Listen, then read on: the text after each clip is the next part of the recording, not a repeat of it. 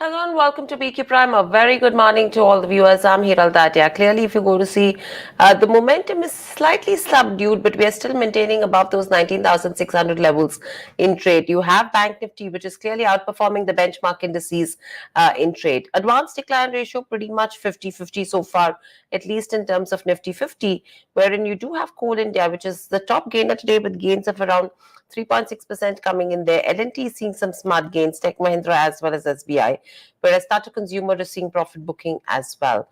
The pharma pack is also seeing profit booking today after the run-up that we saw in yesterday's session. Let's welcome in our guest today to discuss more individual stocks.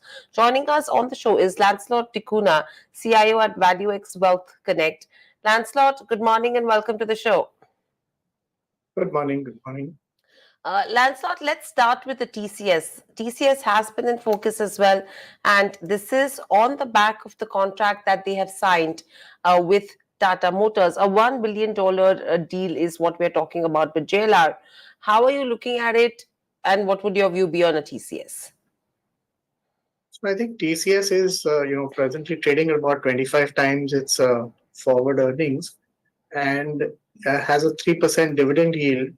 So given that, the fears of a recession in the US are abating and we should see probably a little bit more traction in orders going forward, I think it's a good time to accumulate a company like TCS because over the next 2-3 years, they will provide higher growth and higher margins going forward, and this should be a good opportunity to accumulate this stock. Right, so that's with regards to TCS. Moving on, Adani Total Gas, which is seeing some momentum in today's session. How are you looking at Adani Total Gas? Well, the stock is looking a little bit expensive, even though we have seen, them getting orders like they bagged a contract for operation and management of the Ahmedabad, gas pipeline systems. They've got a couple of overseas orders, but these are still in a deployment stage. So it will take maybe a couple of years before these orders start generating income to on the bottom line. So even at the moment, it trades at about almost 30 times its earnings to EBITDA, which is pretty expensive for the company. So one should wait for maybe a lower valuation and then look at adding into such companies. Right. REC, PFC, both these counters have seen a good run up as well in the last couple of months. And now REC is eyeing a green energy loan portfolio of at least 3 lakh crores by 2030. What would you advise investors to do with the REC? So, REC has run up a lot on the back of the thrust of the government in terms of green energy and on the rural side. But at the end of the day, they are a financing company, and their incomes will come from the net interest margins that they generate, as well as the cost of borrowing that they manage to keep low. So, given that the stock has run up, it is still looking relatively expensive. So one has to be, a bit careful in terms of chasing the stock on the way up, and that should be a bit of a concern. So one should wait rather than jumping in when the market prices have already risen so much. Right, so that's with regards to REC. Tata Consumer Products. Yesterday, the stock was up in trade on the back of the buzz with regards to taking 51% stake in Haldiram. The valuation looked extremely expensive.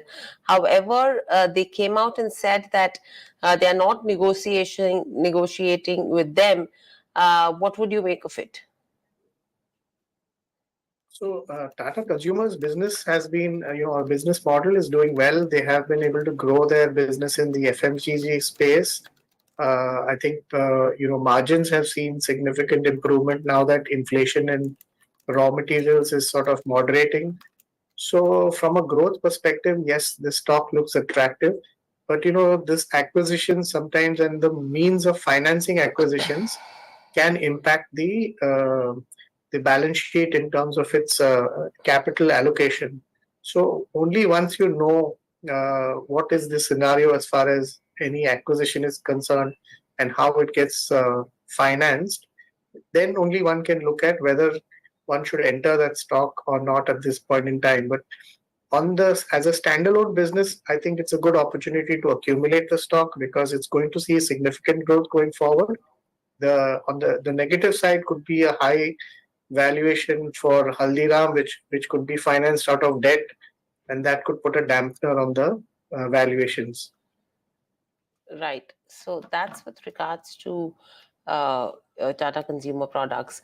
Responsive Industries, a smart move in today's session, and this is on the back of the contract that they won from the Indian Railway for the Garib Rath. What would your view be? So I think railway stocks have been in the limelight for maybe last couple of months, and I think the next 2 to 3 years we are going to see a huge push in terms of spend by the government on railways and upgrading infrastructure in terms of signaling equipment, a lot of safety devices, etc. So I think the responsive is in a sweet spot at that point in time. But given that the stock has just run up, I think one can stock when it corrects. Right. Moving on, we did see a large block deal happening in terms of a Dream Folks in yesterday's session. How are you looking at the counter? So I think that's doing reasonably well. Yeah, we'll come back to Lancelot as soon as we can connect. But clearly, if you go to see a lot of movers and shakers in trade, is what we are witnessing. Yesterday's session, you did see paper stocks which were up and about in trade. Let's see if the run continues. But today's session, you are seeing some bit of a movement in terms of defense names as well, especially the shipbuilding companies coming in for the likes of a Cochin shipyard. You have GRE shipping as well as a few of the other names that have been in focus. But we have Lancelot back with us as well. Lancelot, yes, we can hear you now. Dream Folks is what we were talking about. Yeah, so I think the stock has a little longer term potential given that you've seen a run up in the short run. Prices and valuations are still expensive, so one should be a little bit aware because if you enter in at higher prices, then you probably have to wait a much longer period to generate the kind of returns that you expect. So I think one should be a little cautious and just wait that out for a while. Right. So that's with regards to Dream Folks. Paper stocks were buzzing in trade yesterday, and usually the coming quarter is seasonally a strong quarter for paper companies. What's your view? Any top picks? So paper, actually, I don't really follow that much in terms of paper and paper companies because what I feel is very difficult to judge how these commodity based and agri commodity based stocks will pan out because sometimes there could be a raw material issue. You could have high prices of raw materials in a particular season impacting the entire production. So I have stayed away from investing in any of the paper companies. Okay, so that's with paper names.